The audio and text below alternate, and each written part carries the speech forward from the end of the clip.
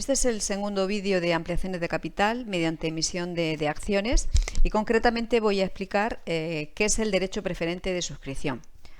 Antes de empezar quiero decir que esta serie de vídeos de ampliaciones de capital que estoy grabando y que me quedan todavía unos cuantos por hacer van dirigidos a mis queridos alumnos de Administración y Finanzas del Nocturno, que tanto echo de menos porque por las circunstancias que nos está tocando vivir, pues no me queda otro remedio que explicaros a través de vídeos. Sabéis que echo muchísimo de menos mi pizarra, mi tiza, porque como me conocéis, sabéis que me encanta escribir en la pizarra y sobre todo os echo muchísimo de menos también a vosotros. Espero que os vaya todo muy bien.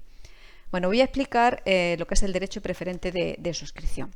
El derecho preferente de suscripción se refiere al accionista. Cuando yo soy accionista de una sociedad, aparte de tener derecho a participar en el patrimonio de la sociedad, el derecho a los dividendos, el derecho a asistir a la junta, tengo prioridad, en el caso de que una sociedad amplíe el capital, emitiendo nuevas acciones, tengo prioridad a suscribir esas acciones. ¿Y qué es la suscripción? Bueno, pues recuerda que cuando una sociedad amplía el capital, mediante la emisión de acciones, hay tres pasos: emisión, suscripción y desembolso. La emisión corresponde a la empresa, que es poner en circulación esas acciones. La suscripción corresponde al que quiera adquirir esas acciones, es decir, la suscripción es el compromiso de que voy a adquirir esas acciones y el desembolso es el pago de esas acciones. Bien, pues cuando la sociedad emite esas acciones, el que ya es accionista va a tener preferencia para suscribirlas. Preferencia me refiero respecto a un tercero que quisiera comprarlas. Es un derecho, pero no es una obligación. Es decir, un accionista puede suscribir esas acciones o no. Y si no lo hace, podrá vender ese derecho de suscripción, que ahora explicaré cómo hacerlo. Cada acción que tengamos de una sociedad que amplía el capital supone un derecho de suscripción. Es decir, imaginaos, yo tengo 50 acciones de una sociedad que amplía el capital. Tengo 50 derechos de suscripción. ¿Vale? Es decir, aquí he puesto un ejemplo. Si una sociedad, por ejemplo, hace una ampliación de capital en esa proporción, la proporción de la ampliación es 1 por 7. 1 por 7 significa que para suscribir una acción nueva necesito 7 antiguas.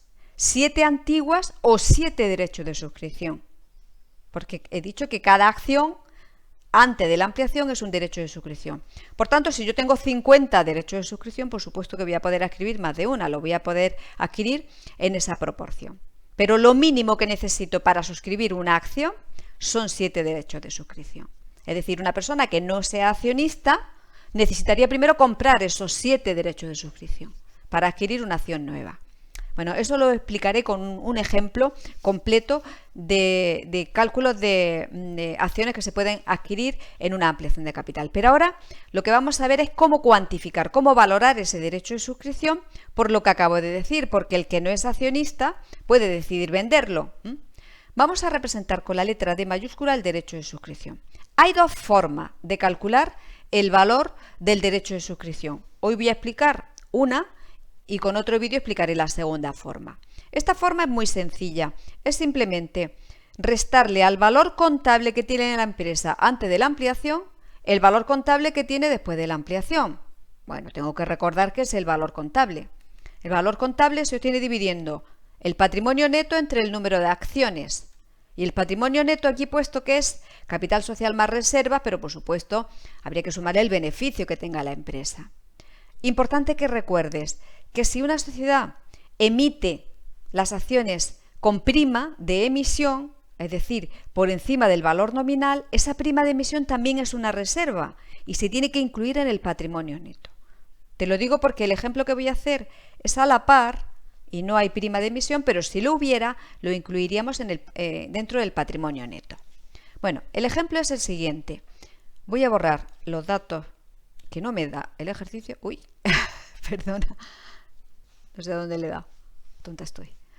Ahí. Aquí y aquí. Celia lo sabría, seguro.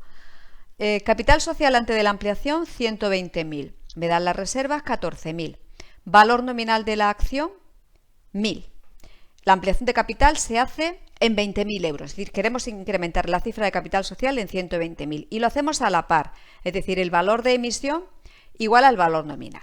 Bien, como necesito el valor contable, porque si quiero aplicar esta fórmula necesito el valor contable y para calcular el valor contable me piden el patrimonio neto, pues vamos a calcular el patrimonio neto antes de la ampliación y después de la ampliación. Pero también necesito el número de acciones, que no las tengo, pero las puedo calcular a partir de esos datos. Tienes que recordar del vídeo anterior que el capital social es el número de acciones por el valor nominal. Si yo tengo la cifra de capital social y tengo el valor nominal, puedo calcular el número de acciones.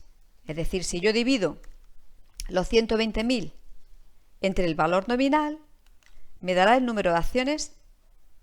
Si yo divido 120.000, ahora sí, entre el valor nominal, que son 1.000, me da el número de acciones antiguas, lo que tengo antes de la ampliación. Antigua es antes de la ampliación. Y para calcular las nuevas, hago lo mismo pero con la cifra del capital social de la ampliación. 20.000 entre el valor nominal también. Recuerda que el capital social, te lo vuelvo a poner para que no se te olvide, es número de acciones por el valor nominal de cada acción. Me da igual que sea el capital social antes de la ampliación, después de la ampliación, en una ampliación, siempre el valor nominal. Si se emitieran por un valor superior, la diferencia es la prima de emisión. Bueno, el número de acciones nuevas son 20. Luego las totales es la suma de las que tenía antes de la ampliación más las que amplío. Las antiguas más las nuevas, 140. Cálculos. Aquí tienes patrimonio neto y valor contable. Antes de la ampliación, te lo he puesto. Sumo el capital social, 120.000, más la reserva. Si tuviéramos el resultado del ejercicio de la 129, también. Patrimonio neto, 134.000. Lo divido, para calcular el valor contable, lo divido entre el número de acciones antiguas. Es decir, si yo divido 134.000 entre las acciones antiguas, que son 120, me dan 1.116,67. Ahora, después de la ampliación, ¿cómo determinamos el patrimonio neto después de la ampliación? Pues al que teníamos antes le sumamos la cifra de la ampliación, en este caso solamente el capital social, porque se emite a la par.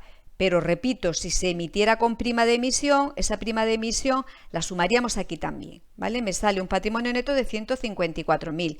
Y ahora, como estamos haciendo el valor contable después de la ampliación implica sumar o considerar las acciones totales, las que teníamos antiguas y las nuevas, las 140. Por eso, si yo divido los 154.000 entre los 140, que son las acciones totales, son los 1.100. Por tanto, el derecho de suscripción, simplemente restar esos 1.116,67, los 1.100. Y me sale 16,67. Será la empresa la que decida, en esa escritura que tiene que hacer de ampliación de capital, donde se fijen las condiciones, decidirá cuál es el precio al que se va a vender ese derecho de suscripción. Si todos los accionistas deciden acudir a la ampliación, pues no habrá que utilizarlo, pero si hay alguno que no quiera acudir, alguno o algunos, y quiera vender esos derechos de suscripción totalmente o parcialmente, pues se tendrá que determinar, como digo, la cuantía de ese derecho de suscripción. Este sería el mínimo del derecho de suscripción.